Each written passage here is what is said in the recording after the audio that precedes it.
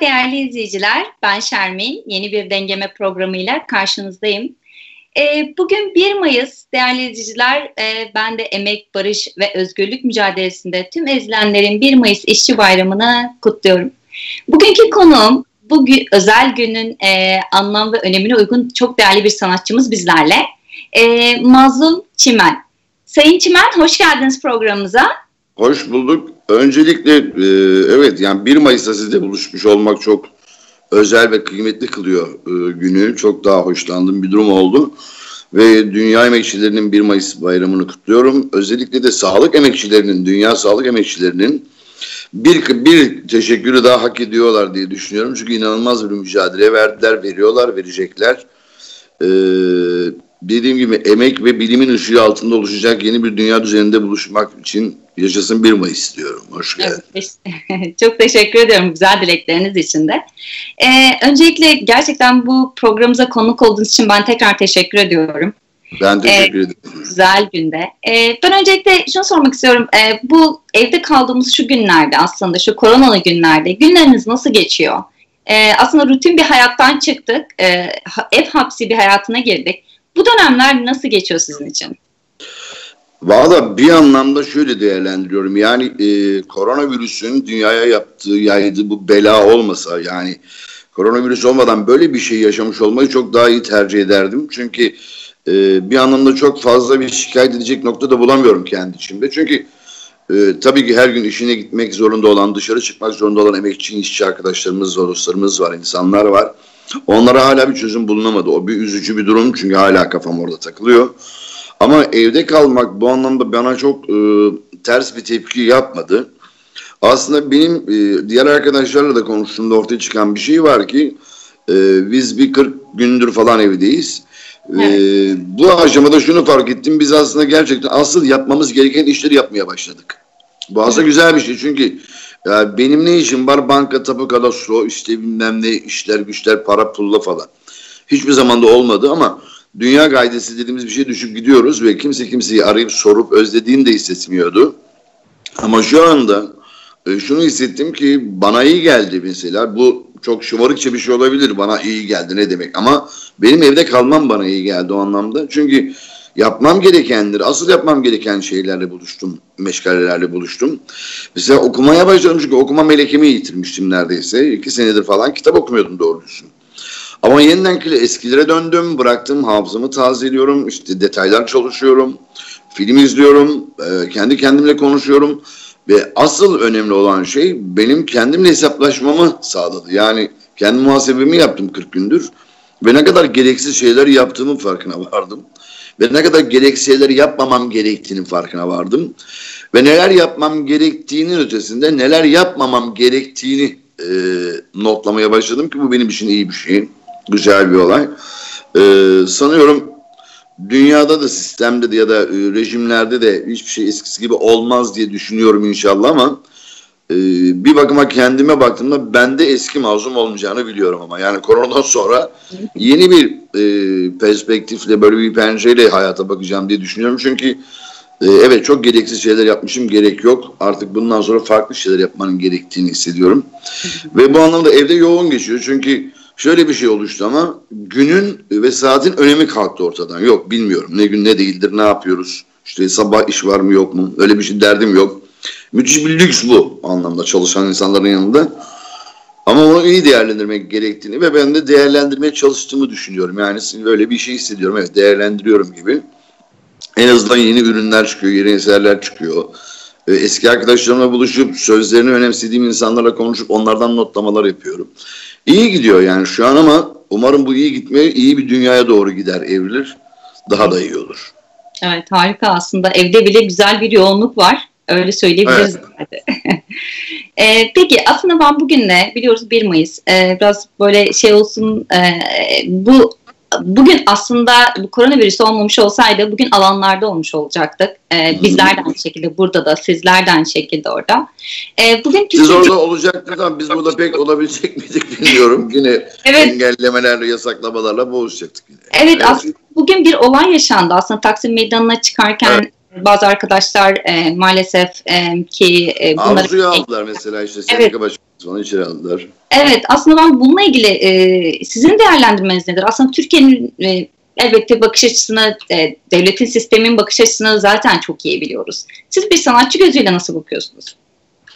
Yani bunun çok böyle bir sorunun cevabı çok açık. Yani ve bilindik ahkam kesen sözcükler kurmanın anlamı da yok bu saatten sonra. Evet, ben böyle bakıyorum, şöyle böyle. Ya, görünen köy kılavuz istemiyor abi. Bu ortada.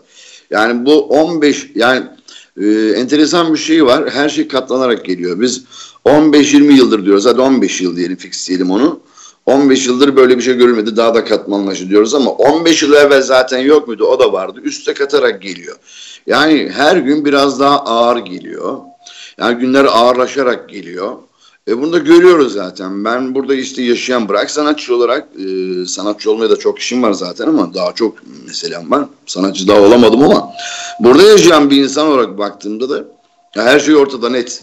Yani baskının, yasaklamaların, işte kısıtlamaların, zulmün, işte sindirme politikalarının alabayüsüne alıp gittiği, işte mesafesini bile ölçemediğimiz bir sürece doğru gidiyor. Net bir şekilde de ortaya çıkıyor bu. Her fırsatta da önümüzde bir engelleşme olduğu için çok bilindik popülist sözcükler falan kurmanın anlamı yok. Ortada her şey. Ve bunu sıcak sıcak yaşıyoruz hala burada. Evet. Ve çok da bu yapı içerisinde bir şeylerin değişebileceğini hiç de umut eder bir durumda da değilim ayrıca. Peki Mazlum Bey, ben biraz da aslında böyle biraz geçmişe döneceğim. Bu biraz bu sohbetin üzerinde. Aslında nereden başlayacağım ben bilmiyorum. Çünkü gerçekten hayatınızı dediğim gibi baktığımızda aslında hayatınızın her bölümünden bir program sunulabilir bence. Çünkü o kadar bir hazine var, öyle söyleyebilirim. Teşekkür ediyorum. Evet, aslında hayatınızda çocukluğunuzdan itibaren dolu dolu bir sanatla başladı aslında. Babanızın çok değerli Nesimi Çimeni Türk halk ozanıydı. Aslında bu başlangıcı bize biraz anlatır mısınız? Nasıl başladı bu sanat hayatınız? Öncelikle şöyle başlayayım. Dünya bir toz bulutu halindeydi diye geçmişten başlayınca dünyanın galaksinin oluşumuna kadar gitmek gerekiyor. Yani esprisi bir yana da ben Maraş Elbistan Sevdili köyünde doğdum. Yani daha sonra oradan Adana Kadirli'ye geliyoruz. Kadirli'de kalıyoruz. Kadirli'den sonra Yaşar Kemal vasıtasıyla İstanbul'a geliyoruz. Yaşar dayı bizi İstanbul'a getiriyor. Buraya geldikten sonra da babam işte tip örgütüyle tanışıyor. Türkiye İş Partisi ile tanışıyor. Oradaki insanların dostluklarıyla falan derken babamın çalıp söylemesine hayran olmadan dolayı da babam konserlere çağrılmaya başlandığında da olay değişmeye başlıyor. O ilişkiler genişliyor. İlişkiler halkası aslında. Yani ona merhaba, ona merhaba derken bir zincirleme oluşuyor. Yani işte çok enteresan bir şey. Gelip İstanbul'da kaldığı ilk ev Behçet Necatigil'in evi. Yani dakika bir, gol bir. Oradan başlıyor her şey. Sonra farklılaşıyor. Beyce Boranlar, Mehmet Ali Aybarlar falan derken bu sosyal ağını oluşturuyor ismi. O oluşturulduğunda da sonra benim babam da bize bir şey söylüyorum ben hep devamlı genelde aslında. Ben herhalde son olarak işte kendi oyuncaklarını kendilerini yapan neslin son çocuğuyum herhalde. Yani bizden sonra da yok. Yani biz en son işte tellerden araba yapıp kendimize tahtadan kılıç bilmem ne falan yapıp oyuncaklarımızı yapıyorduk. O süreçte benim çok fazla oyuncağım da olmadığı için evde de sırf bağlama ve cura var ve ben devamlı bağlama cura ile beraberim. Ve ne zaman çaldığımı da bilmiyorum. Hani buna hep şey derler ya, klasik bir şey. 5 yaşındaydım falan. Bilmiyorum ne 5'i 3'ü 5'i ama bu şey gibi ne zaman çalmaya başladın? Şöyle cevaplıyorum onu ben. Annemle babamla ne zaman tanıştığımı hatırlamıyorum çünkü. Yani bilmiyorsunuz ki. Bildiğiniz bileli anneniz babanız var. O da öyle bir şey. Yani benim bağlamayla, curayla, müzikle tanışmam bildiğim bileli hayatımda olan bir şeydi. Ama daha sonra babamla aslında Nesim'i tanımak derseniz başka bir şey. Nesim'i daha sonra tanıdım. Dilber'i de daha sonra tanıdım ama anne baba olarak tanımadım. Onlar başka bir şeydi. Anne baba kültürüyle geldiğim için o müzikal yapıda daha sonra benim o müzikteki yeteneğim ya da işte ne bileyim sohbetlerdeki çalıp dinleme kulağımın sağlamlığı dikkat çekmiş. Demek ki Ahmet Yürür vardı. Ahmet abi sağ olsun hayatımı değiştiren insanların başında gelir. O konservatuvar diye bir şeyden bahsetmeye başladı. Sonra Can Yücel bunu destekledi. Can Baba bunu destekleyince beni okula göndermeye karar verdiler. Konservatuvara gittim, bilmiyordum. Biz bilmiyoruz ki konservatuvar nedir yani, ne anlamam ki. Ama sanatçı dedi ki ben ne olacağım orada? Dedim, artist olacaksın dediler. Artist olacaksın deyince heyecanlandım çünkü eve gelen 2-3 tane artist var. Bizde Yılmaz abi işte. Yılmaz Güney geliyor falan filan ama ben o heyecanla tamam dedim o zaman gideyim ama gittiğimde de çok farklı bir şeyle karşılaştım. Bana bir keman verdiler. Yani okulu birincilikle kazandım. Evde para yok, pul yok. Okul bana bir keman hediye etti. Okulun hediye ettiği kemanla okumaya başladım. O kemanla başlayınca da işte akademik anlamda nota müzik öğretimi başlıyor. Daha sonra evdeki aşıkların buluşup devamlı sohbet etmelerinden dolayı ben normalde bir keman dersi yapamaz oldum evde. Yani evde Mahsun'un Uyusu, işte Feyzullah Baba falan çalarken benim bir tarafta keman, Vivaldi, konçertolar, suite'ler, sonatlar çalmak tuhaftı. Bir türlü yürümüyordu. Yani ona rağmen iyi götürüyordum. Sonra okulu da karar verdim. Bölüm değiştirmeye karar verdim. Çünkü bana da sordular işte yeteneğimden dolayı. Dediler ki ne istiyorsun peki? Dedim ki ev ödevi olmayan bir bölüm istiyorum. Yani. Sonra ev ödevi olmayan bir bölüm nasıl olur falan filan derken beni ikna edip vazgeçirmeye çalışırlarken sonradan beni bir tek çok iyi anladı. Ahmet Hoca, Ahmet Adnan Saygun. Adnan Saygun anlayınca konuştuk. Ne istiyorsun Mazlum dedi. Dedim Adnan Hocam işte ben böyle bir şey istiyorum. Bir tek bale vardı. Evde bale yapacak halin yok yani. Onun için iyi dedim ben de. Sonra misafir olarak baleye devam ettim ve aşık oldum baleye. Sonra kemanı bırakıp baleye devam ettim. Baleyi bitirdim. Ondan sonra operaya geçtim. Operada 32 sene dans ettim. Klasik eserlerde. Sonra oradan emekli oldum. Ama işte hayatımdaki sanatsal ritüel oradan başladı. Yani kemandan buluşuk falan derken sonra 80'ler işte 12 Eylül atlattık şu busu sonrasında 85'ler gibi falan ben ilk bestelerimi çıkarmaya başladım yavaş yavaş. O dönemin işte sıkıntılı ve üzerimizden geçen dozerlerin bıraktığı gürültülerin içerisinden kulağımız bir şeyler duymaya başladı. Ben onları seslere dönüşmeye başladım. Sonra besteler çıkmaya başladı. Derken öyle yavaş yavaş sonra işte bir oyun müziği yapmam istendi. Hiç yapmadığım bir şeydi. Oyunun müziğini yaptım. Koreografisini çok beğenildi. Bu yüzden de İhsan Yüce ile Onat Kutlar benim film müziği yapmama karar verdiler. Nasıl karar verdiler sonra bilmiyorum. Öyle bir şey hissettiler. Bir doğru da hissetmişler demek ki. Sonra ben Onat abinin, Onat Kutlar'ın sunduğu, yaptığı, işte prodüksiyonu yaptığı Aysar'ın Zilleri diye bir Ankara TRT dizisi müziklerini yaptım. O beğenilince bana direkt bir yerden, başka bir yerden, Kadir'den, bizim Kadir'den, aksiyon yapımından bir film teklifi geldi. Film müziği teklifi. Halil Ergün girdi devreye. Dedi ki sana bir işimiz var. Nedir Halil dedim. Film müziğimiz vardı. Sen yapmanı istiyoruz. Dedim benim film müziği yapacağıma emin misin sen Halil Allah aşkına? Yani ya yapıyorsun Onat'la da konuştuk güzel işte seni yapmanı istiyoruz. En doğru adres sensin falan. Nereden o karar verildiyse bilmiyorum. Sonra dedim ki ne yapacağım ben? Film ne? Memuzin dediler. Memuzin dedikleri anda ben dayak yemiş gibi oldum. Dedim ki ya sen ne dediğinin farkında mısın? Memuzinden bahsediyoruz yani. Evet dedi işte falan. Dedim ki bunu düşünmek gerekiyor. Yani biraz değil, bir ay değil, 5 sene düşünmek gerekiyor. Memuzin denilen bir hikaye, bir destanı müzikleyeceğimiz. Yani onu düşünüyorsun. Bu bende çok ağır bir şey.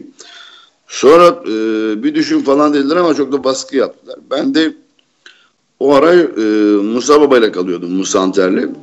Sonra eve gittim Musa Baba'ya dedim ki ya baba bir şey söyleyeceğim. Bir Memuzin bir şeyin filmini çekiyorlar. Bana da müziğini yap diyorlar. Sen ne diyorsun? O da dedi ki otur yap itolit. Yani baba hiçbir zaman bana mazlum demedi. Hep itolit derdim. Dedim nasıl ya? Dedi otur yap oğlum dedi. Yap itolit senden isim yapacak yap falan. Musa Baba böyle destekleyince ben biraz daha cesaretlendim. Sonra Musa Baba'yı da kadroya aldık. O da anlatıcı oynadı Memuzin'de. Memuzin yapınca Memuzin çok beğenildi. Beğenilince ben de çıtayı biraz yükseltmiş hissettim kendimde. Derken yürüdü oradan. Bugüne geldim. Şimdi evimde beste yapıyorum işte. Buraya kadar geldim. Peki o zaman bu çok uzun bir giderdi onun için. Evet. Evet. Evet aslında ben sizden aslında bir eser dinlemek istiyoruz şu anda. Eğer mümkünse bize o güzel eserlerinizden bir tane söylerseniz çok seviniriz. Bu arada aslında detaylar da var Mazlum Bey. Ben onu siz eserinizi söyledikten sonra size sormak istiyorum. Benim birkaç sorum var aslında bu güzel vermiş olduğunuz anlamda. Detay daha sağlıklı olur çünkü ben genele girersem çok güzel o iş. Yani siz detaylardan böyle bir şeyler sorun. Ben de elimden geldiğince cevap. Olur. Daha sağlıklı bir yol izleriz gibi düşünüyorum. Olur. Olur, süper.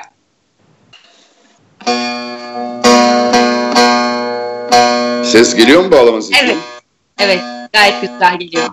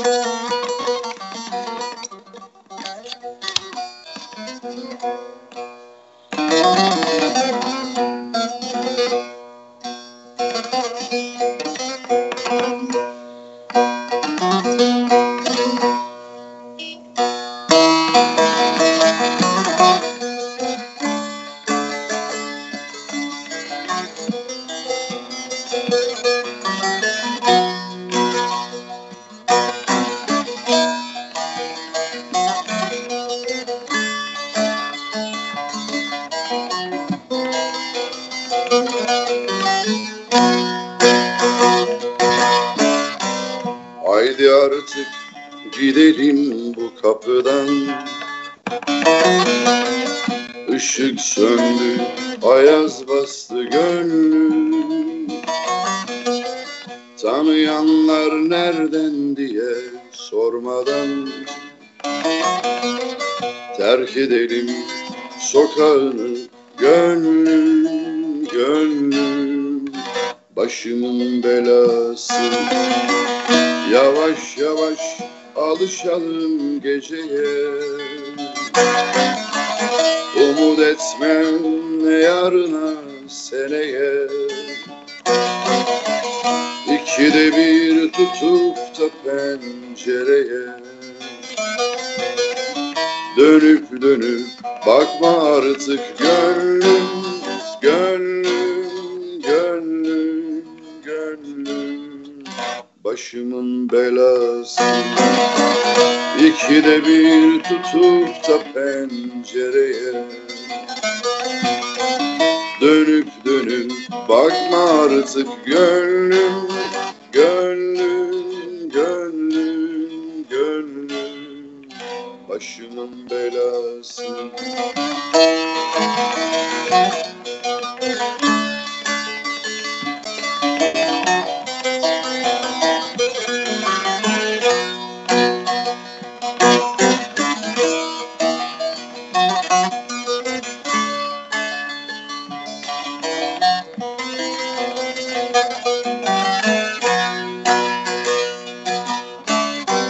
Şimdi şuradan çıkacağız caddeye. Yaralıyız belli etme kimseye. Yardan kalan bu ateşi sinede. Yaka yaka kül olalım gönlüm, gönlüm, başımın belası. Yavaş yavaş alışalım geceye. Umut etmem ne yarına, seneye. İkide bir tutup da pencereye. Dönüp dönüp bakma artık gönlüm, gönlüm, gönlüm, gönlüm, başımın belası. İkide bir tutup da pencereye. Dönüp dönüp bakma artık gönlüm, gönlüm, gönlüm, gönlüm, başımın belası.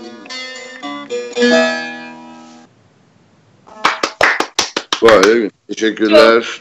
Çok teşekkür ederim. Umarım iyi duyulmuştur ya da hoşunuza gitmiştir. Ben bu arada bizi YouTube'da canlı olarak izleyen değerli izleyicilerimizin burada size sevgi ve selamlarını gönderiyorlar. Ben öncelikle onu sizinle paylaşmak istiyorum. Bizi izleyenler görülüyor mu? Var mı ya? Evet, ben görebiliyorum şu anda. Evet, görünüyor. Bu arada değerli izleyiciler, benim de çok kısa bir hatırlatmam olacak. şu anda Mazlum Çimen bizlerle ve sizden ricam, sizler de sosyal medya hesaplarınızda paylaşırsanız bu güzel sohbeti birçok kişiye ulaşacaktır. Öyle söyleyelim. Peki Mazlum Bey, ben aslında biraz da hani siz böyle güzel bir anılarınızdan bahsettiniz. Aslında ben biraz da detaya inmek istiyorum. Siz 68 aydınların arasında büyüdünüz. Mesela siz böyle hani Yılmaz abi diyorsunuz ya, biz hani gerçekten Yılmaz Güney'in sizi okuldan aldığı bir dönem olmuş galiba. mesela hatta Abidin Dino'nun size bale çoraplarını göndermesi 6 yıl boyunca böyle yani harika anılar olmuş, yani bu olaylar olmuş. Bunlardan bize biraz kısaca bahseder misiniz? Ya şimdi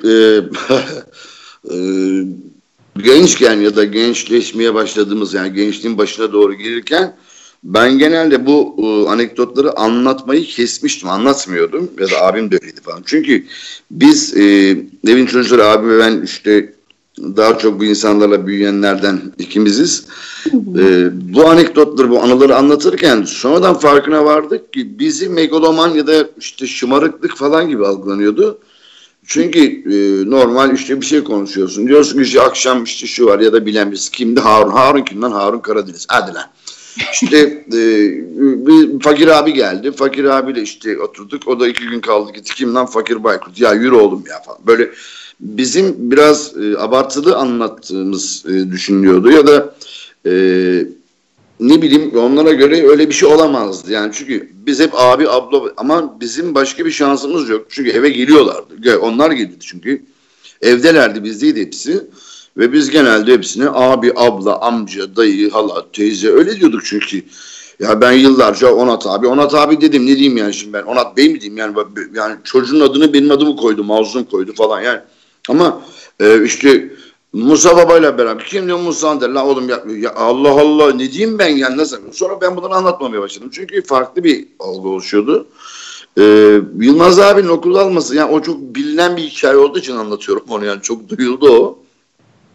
Ya arada bir beni okuldan alıyordu hafta sonu işte, ama o zaman böyle 2002 bir BMW'si vardı. Petrol mavisi falan, böyle hatırlıyorum.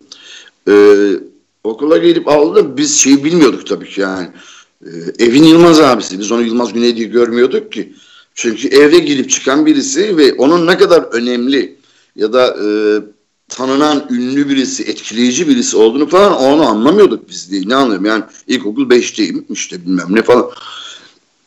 Okula geldi, hatta şöyle hatırlayayım. Ben hep bunu anlatırım. Hafta sonu beni aldığında, ben çıktığımda okulda herkes beklerdi, yani herkes giderdi okuldan, öğrenciler falan, ama ben dururdum çünkü Yılmaz abi gelip alacak. Bütün öğretmenler, hademesinden müdürüne kadar hepsi beklerdi orada. Ve ben hep şey algılardım bunu. Beni çok seviyorlar, yalnız kalmayayım diye beni bekliyorlar onlar yani arada. Sonra anladık ki lan ne seni bekliyoruz, onu Yılmaz Güney'i görmek için bekliyor. Ama ben hep çocukken onu şey hissederdim ya, beni çok seviyorlar, benim için bekliyorlar diye. Sonra çok canım sıkılmıştı, aslında Yılmaz abiyi görmek istiyorlar falan diye. Böyle gelir alırdı arada bir, bizde kalırdı. İşte enteresan bir çocukluktu ya. Yani hangi birini anlatayım ki o anlamda, yani tuhaftı ama bir şeydi. Çok etkili, ama gerçekten çok etkileyici. Bize geldiği duyulduğunda mesela Kavacık'ta oturduk. Mesela Kavacık'ta böyle bir hava değişirdi. Onu hissederdim ben yani. Kahvedeki çocuklar, işte mahalledeki çocuklar falan Yılmaz Güney'e gelmişti ve o Kavacık'ın havası değişirdi. Onu hissediyordum, biliyordum yani. Çünkü ağırdı. Bakışıyla yürütüyor, yani insanı bakışıyla yönetirdi yani, öyle baka baka. Tuhaf bir şeydi yani. Çok etkileyici birisiydi. Peki biraz da aslında müzik hayatınızdaki bu aşamalardan bahsetmek istiyorum. Sizler de belirttiniz aslında, baba Türk halk müziği sanatçısı. Sizin ise öncesinde kemanla başlayıp daha sonrasında baleye geçtiniz. Şu an oğlunuz da sanırım piyanist. Evet. Evet, aslında bu 3 kuşakta çok farklı alanlarda aslında evet sanatla ama çok bölümler ayrı olmak üzere bu şekilde ilerlemiş. Siz baleye geçtiğiniz zaman aslında babanızın size olan tutumu ve yaklaşımı nasıldı? Yani kemandan baleye geçmek. Hani nasıl bir yaklaşımla size yaklaştı bu durumu olduğu zaman? Bu inanılmaz bir uçurum tabii. Birinci uçurum şu. Yani babam mesela halk olsun aşık Nesim İçmen. Evet. Şimdi Nesim'in oğlu olarak benim normalde işte değiş söylemem gerekiyor. Değiş söylüyorum. Ama değil. Zaten benim kanım her şeyimiz değiş öyle gelmiş sayılmış ama benim konservatuvara gidip kemana girmem zaten bir devrimdi. Yani bir uçurumdu. İleri bir devrimdi. Asıl sorun kemandan bırakıp baleye geçmem ikinci büyük bir devrimdi. Yani uçurum oluştu. Çünkü babam bilmiyordu. Yurt dışındaydı. Girişi sakıncalı mıydı işte giremiyordu falan istiyor. Sonradan geldi. Babam burada değildi, İsveç'teydi. Geldi ve yürüyüş yapıyorduk sohbet ederken dedi ki nasıl gidiyor keman, dedim kemanı ben bıraktım. Okulu bıraktım algılamış. Dedi ki ya mazlum alma şunu, keman okul bırakılır mı ya, sen öyle bir cahil çocuk musun? Biz de abi böyle arada Nesim'i deriz, baba deriz. Sonra dedik ya Nesim'i ben okulu bırakmadım. Yani kemanı bıraktım. Ne okuyorsun şimdi, ne yapıyorsun? Dedi ki dans okuyorum. Dans dedi ya. Dans okuyorum, ne dans dedi. Bale ne lan dedi. Dedim bale yani. Ya Nesim'i nereden bilsin baleyi, ben bilmiyorum. Yani Nesim'i nereden bilsin o zaman biz. Ama şöyle bir şey bak, Nesimi'nin yani Çimen'in yani ya da Dilber'le ikisinin perspektifi yani öngörüsü ya da diyelim ki dünyaya bakışını çok net ortaya koyabilecek bir cevabı vardır. Yani o dönemlerde şu an dahi ve Kanada'da dahi olsa orada da bir örnek diyebilirim. Orayı da bir örnek diyebilirim. Çünkü dans ettiğim için bilirim. 70'lerin başında hele bu ülkede şu anda dahi balenin tam anlamıyla değersel olarak görülemediği bir süreçte bir de erkek çocuğunu baleye göndermek bize erkek dansçı, erkek bale sanatçısına hala eşcinsel, homoseksüel yargılarla bakıldığı bir sürecin en başından bahsediyorum, 70'lerden. Şu an bile öyle bakılırken Nesimi'nin oradaki tavrı ve geleceği olan bakış açısının somut net bir aynasıdır bu cevabı. Dedim bale ne yapıyorsun? Bale yapıyorum. Dedim sakındım var sende, bir şey mi oldu? Sorun, canım sıkıldı. Ya, nerede mutluysan orada yaşa. Bu inanılmaz bir şeydir. Senin ne işin var balede falan filan demedi. Üstüne üstlük annem bana tayt ördü. Yani evde artan iplikleri birbirine bağlayarak kazaktan, çoraptan artan iplikleri, yorlunu, yünü eğirerek bana bale konçları yapardı, taytları yapardı ve rengarenk taytlarım olurdu benim. Ve bana sorarlardı bunu nereden alıyorsun? Avrupa'dan getirttiriyordum dedim ama annem örüyordu halbuki evde. Yani bunu yapmadı ve üstüne üstlük bana gidip Abidin Dinolarla falan Paris'ten bale taytları, çorapları toplayıp getirdi, satın alıp gelirdi. Bu müthiş bir bakış açısıdır. Yani müthiş bir aydınlanma noktasıdır bu. Bu anlamda bakınca da ben Çimen ailesini devrimci bir aile olarak görürüm. Nasıl biliriz? Yani kültürel devrimini tamamlamaya yönelik bir aile olarak görürüm. Çünkü çok fazla eşi ve örneği yoktur. Aşık, ozanlık geleneğinden gelen bir baba, kalaycılıktan geliyor. Baba nasıl mesleği? Kalaycılıktır. Kalaycılıktan gelen bir ozan baba, balet bir oğlan, piyanist bir torun. Yani bu bir kültürel devrim sürecidir. Yani biz bunu yapmış bir aileyiz. Bu anlamda onur duyarım babamla annemle yani. Başka bir şeydir o. Peki. Aslında artık bugüne gelmek istiyorum. Dünü bırakıp. Bugünkü aslında biraz da yeni albümümüzden bahsetmek istiyorum. Çok güzel bir albüm çıktı. Benim için söylenenler albüm projeniz. 18 sanatçıyla çalıştınız. Birbirinden değerli eserleriniz söylendi. Sağ olsunlar. Evet, ben biraz da bu albümden bahsetmek istiyorum. Aslında bu albüm nasıl başladı ve şu anda nerede görüyorsunuz o albümü? Ya böyle bir albüm yapmak gibi bir düşüncem ve derdim de yoktu benim. Böyle bir proje de yoktu kafamda. Bizim çocukların böyle bir itelemesi, dürtüleriyle oluştu bu. Yapalım bir enerji oluşturalım diye başladık. Tamam dedik, o zaman 1-1,5 sene falan sürdü hazırlı her şeyle. Baştan şöyle karşılıyordum çünkü yani benim için söylenenleri yaparken benim şarkılarımda söylüyor, bunu bir saygı albümü gibi algılamak ya da işte ölenin arkasından saygı gibi algıladığım için dedim ya ben daha ölmedim. Daha ihtiyar da değilim, ne saygısı ya. Ama dedik ki fiziki satışın ölüm olduğu, bittiği yani yerlerde oldu. Bir fiziki satış diye bir şey kalmadı zaten, CD satışı falan ama orada bir hareket oluşabilir belki diye düşündük. Yaptık, çok da güzel bir albüm oldu. Diğer yapılanlardan bence en bariz farkı şuydur. Herkes kendi söyleyeceği eseri kendisi aranje etti. Yani biz ya da ben hiçbirine bir şeyine karışmadık. Yani şöyle çalışsın, böyle olsun, böyle düzenlensin. Hayır. Herkes kendi gömleğini giyerek geldi şarkıya. O bizim için çok büyük bir bahtiyarlık. Herkes kendi içindeki dünyasıyla taşıdı. Oraya götürdü. Bu da beni çok mutlu etti ve diğerlerinden ayrılan büyük özelliği de budur. Ama şöyle bir şey oldu sonuçta. Biz albümü yapıp çıkardığımızda biz 25 Şubat'ta çıktık. 27 Şubat'ta 34 tane asker cenazesi geldi. Cenazeler geldi. Arkadan 2-3 gün sonra mülteci sorunu tavan yaptı. Sınırlar açıldı. Onlar sınırlara yüklendi falan. Gündem değişti. Allak bullak oldu. Aradan tam 4 gün sonra koronavirüs deyip içeri girdik. Yani yürürken arkama bakmaya başladım. Düz taban mıyım? Nedir bu uğursuzluk diye. Öyle bir psikolojik bir etkilenme oldu. Yani çok denk geldi üst üste ve biz şu anda dibe vurmuş durumdayız. Yani çünkü ne bir şey yapabiliyoruz ne tanıtım. Çünkü tanıtım yapamıyoruz, edemiyoruz. O ara billboardlar, şunlar bunlar yapalım dedik, tanıtalım. Onlar güme gitti. Onları tutamazsınız. Gündemi değiştiremezsiniz. O gündem içerisinde reklama giremezsiniz. Evet. Koronavirüsü başlamış, herkes ev hapsi olduğunda da reklamlara girip böyle bir terbiyesizlik yapamıyorsunuz. Yani nasıl yapacağım? Herkes insan ölüyor. Kütür kütür dökülüyor insanlar. Orada ben satış derdinde olamam. Öyle bir şey yapamazsınız. Ama şu aşamada yeni duyurmaya başlıyoruz işte yine. Dijitalden tıklanmaları, dinlenmelerini desteklemeye çalışıyoruz. Onu da nasıl yapacağız bilmiyoruz. Her şeyimiz böyle bir allak bullak oldu. Ama şu anda fark ediliyor yavaş yavaş. Sanıyorum sene sonuna doğru kendini istediği yere gelecektir diye umut ediyorum yani.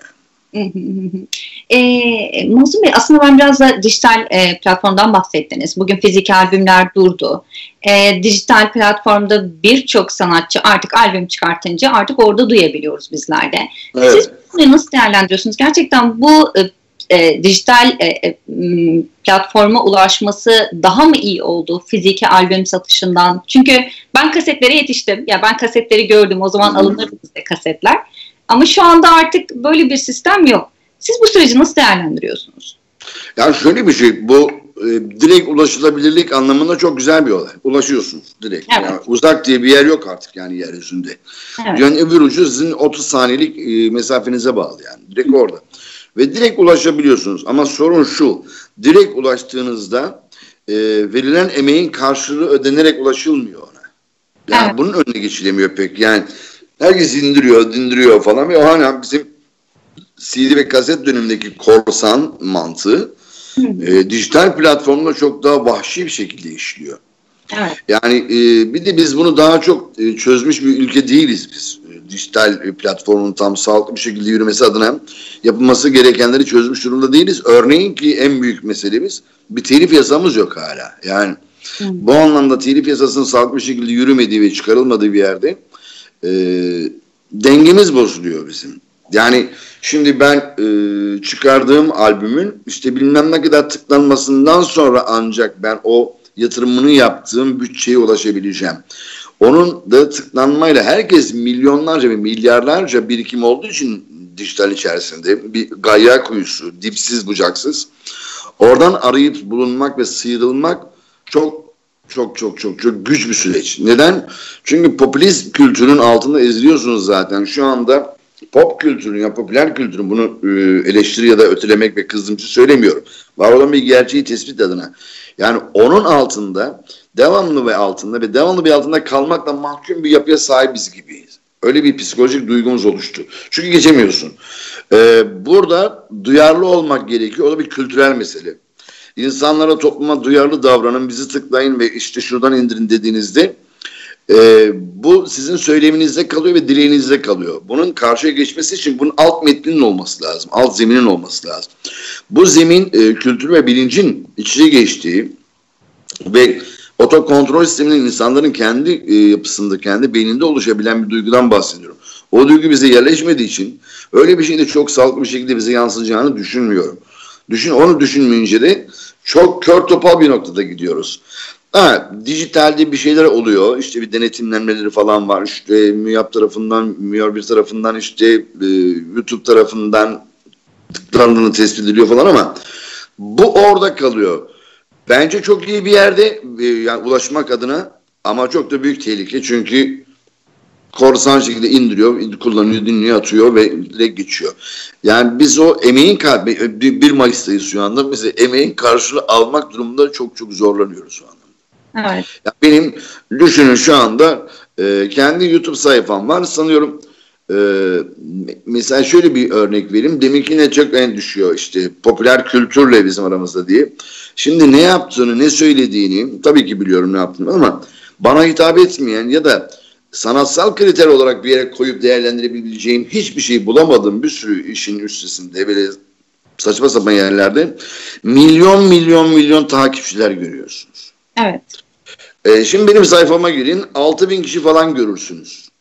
Yani bu benim o 6.000 kişi benimle beraber yürüyebilen ve beni anlamış olan 6.000 kişi olarak değerlendirdi ve ben bahtiyarım. Ben 6 milyon 60 milyon değil ama 6 milyon da değil ama 6.000 kişi ama çok özeldir benim için. Çünkü beni tercih etmişler. Başım üstü yerleri var. Ama ulaşmak, tıklamak ve değersel olarak kendinizi kıyaslamayın sakın zaten. Sakın kıyaslamaya girmeyin. Ben hayata girmem. Ama o açıdan baktığınızda da tuhaf hissediyorsunuz. Diyorsun ki yani yanlış bir şey mi yapıyorum? Hayır. Doğru bir şeyler yapıyorum az. Yani ya da piyasa yani dedim ki tüketime dayalı bir şeyler yapmaya başlarsanız başka bir tıklanmalarınız oluyor. Ama biz de kendi ilişkimizde, kendi çabalarımızla, kendi mesajlarımızla, kendi takipçilerimizi güçlendirmeye çalışıyoruz. Yani çoğaltmaya çalışıyoruz. Çünkü bu bir dayanışmadır. Yani bugün koronadan sonra daha önce gördük ki hiçbir yerden gelirimiz yok ve evde kaldık. Ne konser yapabiliyoruz, ne bir şey yapabiliyoruz. Benim 9 konserim iptal. Ne yapacağımı bilmiyorum. Şirket kapalı, herkes kapalı, bir yer yapılamıyor. Bu şu günde daha iyi anlıyoruz ki bir dijital desteğe de ihtiyaç, dijitaldeysiniz. Bir dayanışmaya ihtiyaç var. Çünkü ne kadar sayfamda insan çoğalırsa, ne kadar şarkılar tıklanırsa oradan bir gelir oluşuyor. Bu gelir bize milyon yansımıyor. O da yanlış anlaşılmasın. 0.3 kuruş gibi bir şey o. Yani kuruş bile değil. Yani 3-5 milyon tıklandığında siz bir elektrik faturasını ya da bir telefon faturasını kiranızın birazını ödeme şansı yakalıyorsunuz. Evet. Yüksek tıklamalardan size bir şey gelmeyince orada da tıkanıp kalıyorsunuz.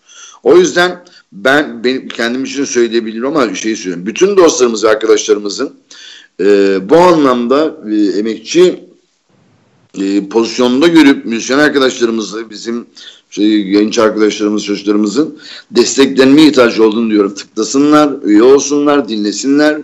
Çünkü 1 kuruş falan çıkmıyor size ama 1 kuruş oraya düştüğünde onun için bir birikim oluşuyor. Yani şu günde bunu söylemek benim için de bir bahtiyarlık bence. Desteklemeliyiz kendilerimizi ve bizi desteklemeliyiz. Kesinlikle. Çok güzel gerçekten değindiniz. Sosyal medyanın artık fiziki albümlerin durduğu bir dönem. Ve artık... Yani bir şey değil, bir üye olacaksınız o kadar. Bir dinleyeceksiniz. Kesinlikle. Çok güzel söylediniz gerçekten. Değerli arkadaşlar ben yine hatırlatmak istiyorum. Mazlum Çimen'in sayfasını da aslında YouTube sayfasını.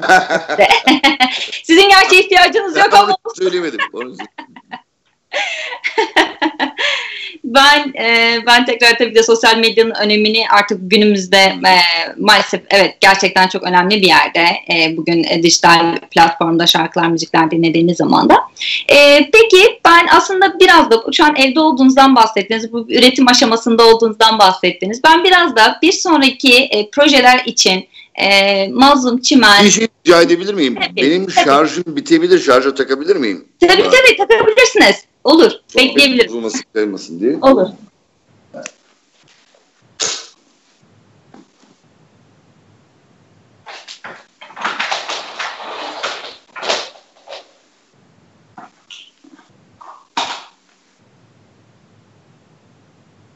Evet.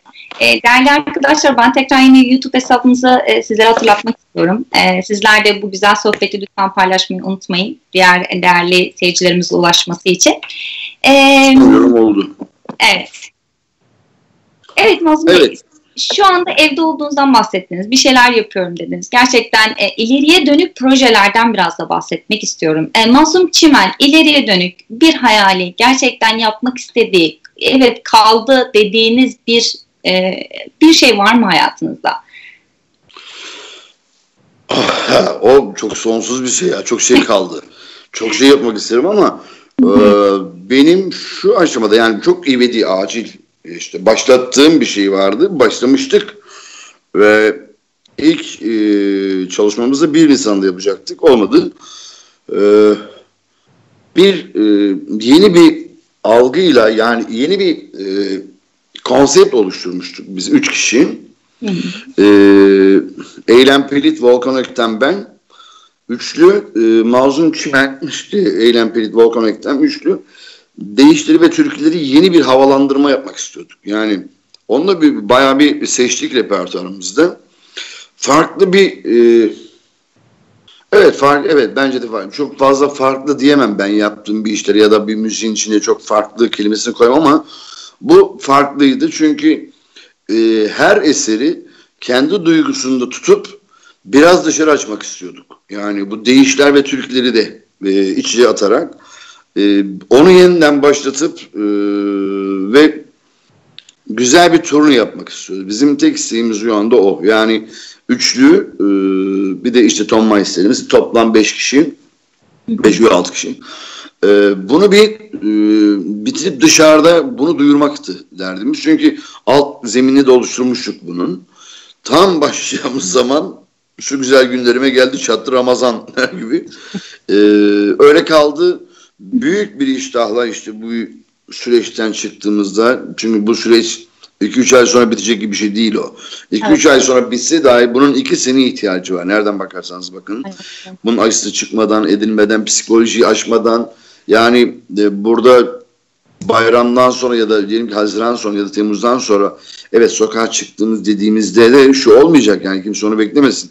30-40 kişi bir araya gelip muhabbet edemeyeceğiz. Direktmen bir konserlere gidemeyeceğiz. Bir tiyatroya gidemeyeceğiz. Herkes psikolojik olarak ne olduğunu bilecek. Ne yaptığını düşünecek. Çünkü aşı yok daha ortada. Ve virüsün nereden kimden geldiği görünmeyen bir düşmanla savaştığımız için ne yaptığımızı bilmiyoruz. O yüzden bir etkinlikler ve uzun süre evde kalma psikolojisine alıştırdık kendimizi biz. Yani burası, bir de Türkiye'de her şey öyle çok tak diye çözebilecek psikolojiye ait değil. O yüzden bu süreç içerisinde biz yine de ufak ufak çalışarak normalleşmeye başladığımız süreçte benim ilk yapmak istediğim şey bu. Onun dışında bir de uzun bir müzik var kafamda, onu yapıyorum. Peki umut ediyorum bu turnede Kanada'da olacaktır. Ben öyle söyleyeyim. Ya inşallah. Sevinirim. Seviyoruz. Umut ediyoruz ki. Bu arada Kazım Boran, Kazım Hoca'nın size çok selamı var. Canım Kazım. ASM'den. Canım benim ya. Çok oldu. Ben çok oldu görmüyorum onu ya. Çok oldu. Güzel bir insandır Kazım. Çok evet. Naif. Gerçekten öyle. Benden çok sevgilerimi iletin canım benim ya. O da şu anda sizi izliyor bu arada. Öyle mi? Mesaj atmış. Aynen, mesaj atmış kendisi. Eyvallah Kazım benim. Mazlum Bey, biz gerçekten bu sohbette doyum olmuyor. Ben şahsen kendi adıma söylemek istiyorum. Gerçekten çok güzel bir sohbet. Çok güzel bir enerjiniz de var. Sağ olun. Ben artık yavaş yavaş programın sonuna geliyoruz aslında. Son olarak son bir eserinizi daha dinleyebilir miyiz sizden? Tabii ki. O zaman şöyle bir şey söyleyeyim. Bugün aynı zamanda Hasret'in de doğum günü 1 Mayıs. Evet. Hasret Gültekin'in. Evet. Hasret'i de anarak devam edeyim o zaman. Çünkü ben babama ithaf ettiğim bir şarkıdır bu, onu söyleyeyim. Hasret'i de anarak ve bütün canları anarak, dostlarımızı. Sadece Sivas Madımak olarak değil, yitirdiğimiz bütün değerler adına söyleyelim. Onları ithaf etmiştim.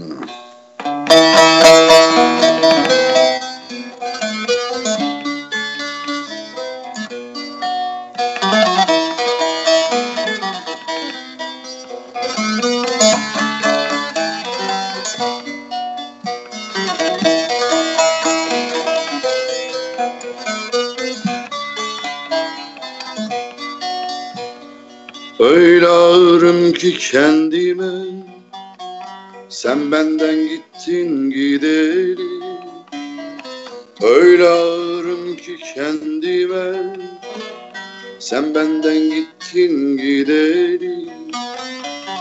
Terim küs olmuş tenime, sen benden gittin gideli.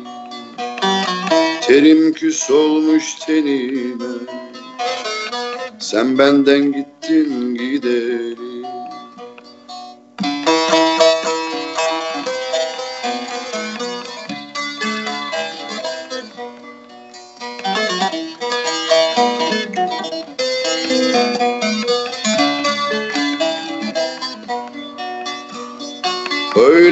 bıkmışım ki kendimden, kurudum düştüm dalımdan. Öyle bıkmışım ki kendimden, kurudum düştüm dalımdan. Sanki ruhum çıktı canımdan, sen benden gittin gideli. Sanki ruhum çıktı canımdan, sen benden gittin gideli.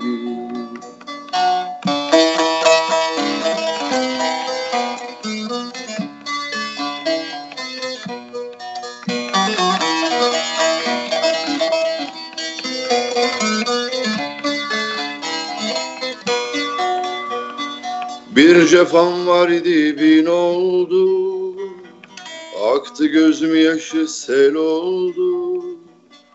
Bir cefam var idi bin oldu, aktı gözüm yaşı sel oldu. Yaz baharım döndü kış oldu, sen benden gittin gideli. Yaz baharım döndü kış oldu, sen benden gittin gideli.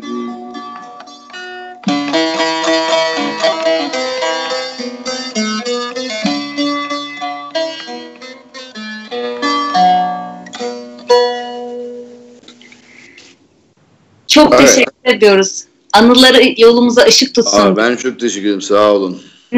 Son olarak eklemek istediğiniz bir şey var mıydı Mazlum Bey programın sonuna gelirken?